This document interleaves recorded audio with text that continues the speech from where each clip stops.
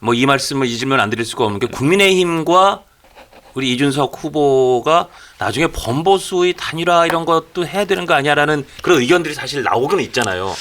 저는 이제 황교안 대표가 2020년 총선을 앞두고 이제 뭉치면 이긴다라는 이론 때문에 미래통합당이라는 걸 만들었어요. 그런데 뭉쳐서 졌습니다. 그 말은 뭐냐면 이미 2016년 때부터 그 기미가 보였는데 이미 대한민국의 국민 전체를 모아놓고 나 보수요 진보요 해가지고 이렇게 선거해보면은 보수가 주류가 아니라는 겁니다. 그렇죠. 그건 넘어간 것 수적 같아요. 주류가 넘어갔다는 거죠. 그렇기 때문에 저는 그런 방식으로는 되게 어렵다라는 생각하고요. 최대한 가운데 쪽에서 많은 표를 확보하는 게 중요하고 동탄 모델이 그랬어요. 제가 동탄에서 저한테 단일화하라고 많은 분이 얘기하기도 하고 저를 아끼는 많은 분들이 그런 얘기를 했어요. 저는 아니 그렇게 하면 전 1대1로 절대 못 이깁니다. 그렇기 때문에 저는 여기 3파전 오히려 가는 게 낫습니다. 이렇게 얘기했었는데요. 지금도 저는 양자 대결로 갔을 때는 이게 윤석열 대통령 또는 탄핵에 대한 계엄에 대한 찬반 투표로 이루어질 가능성이 굉장히 크다 생각합니다. 그렇기 때문에 틀을 좀 바꿔야 되는 것이 아니냐. 우리가 예전에 박근혜 대통령 시절에 탄핵 대선을 생각해 보면요.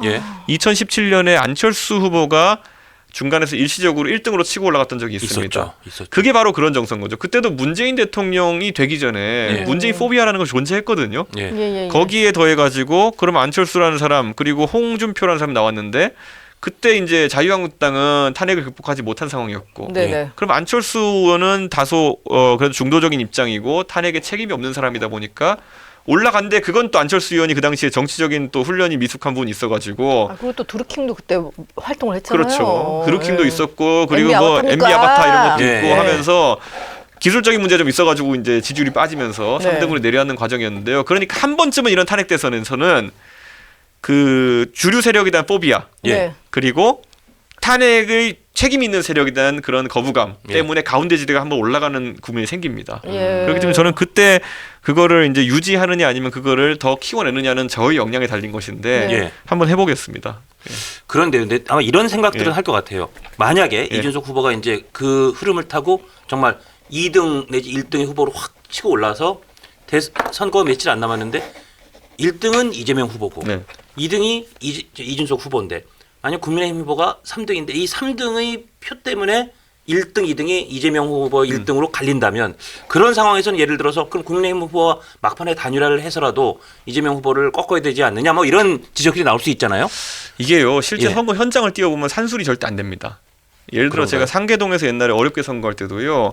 우리가 막연하게 생각해보면은 저보다 오른쪽에 있는 표를 잡기가 되게 쉬워 보이지만은 이거 잡는 데는 항상 비용이 따릅니다.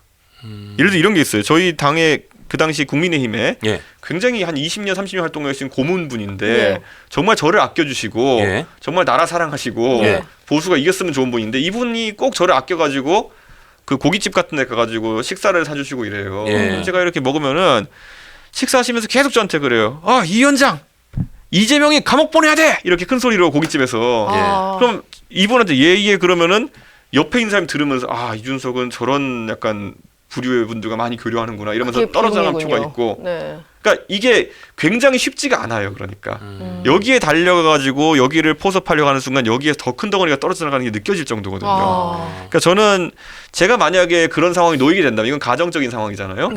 그러면 제가 매일 방송 나와가지고 사표 방지론 떠들겠습니다. 국민의힘을 찍으면 사표입니다. 국민의힘 찍으면 사표입니다. 그렇게 하겠습니다. 차라리 그러니까 저는. 실체적인 단일화 하는 것보다는 사표를 피해야 된다는 그 심리를 발동시켜서라도 실질적인 단일화 하겠다. 그게 동탄의 선거였습니다. 동탄 선거에서 보면은 제가 처음에 이제 40%가 민주당 후보, 20%가 저, 20%가 국민의힘 후보였는데요. 나중에 가서 국민의힘 후보표를 제가 좀 뜯어오고 민주당 후보표 뜯어가 제가 가운데서 올라간 거거든요.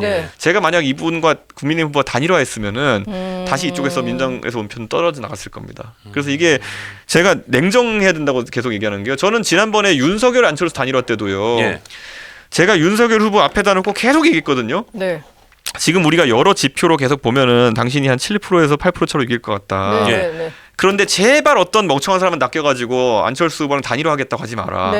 우리가 분석해보니까 안철수 후보의 지지세의 상당 부분이 형수 욕설도 싫고 쩍벌도 싫은 20대 30대 여성표가 있다. 이거 저수지에 안철수 후보가 지금 모아놓은 건데 이거 터뜨리면 어디로 물이 흐를지 모른다. 제발 멍청한 짓 하지 마라 그랬는데 내내 하더니만 결국 가가지고 모 윤핵관 의원한테 꼬여가지고 그걸 한 거예요. 그래 그 뒤로부터 완전히 여론조사 다 지표가 그 물이 터진 게 전부 다 이재명 후보 쪽으로 가는 걸로 나왔어요. 네. 그래서 자기가 너끈하게 이길 수 있는 거를 7% 차 이길 수 있는 거를 0.7% 차이로 이기게 된 것이고 자기는 이걸 제가 설명해줘도 못 알아들으니까 부정선거 외치다가 이제 간 거죠. 그러니까 이게 저는 선거는 아주 냉정해야 되는 게 산술적으로 자꾸 그렇게 접근하면 안 됩니다. 그렇죠.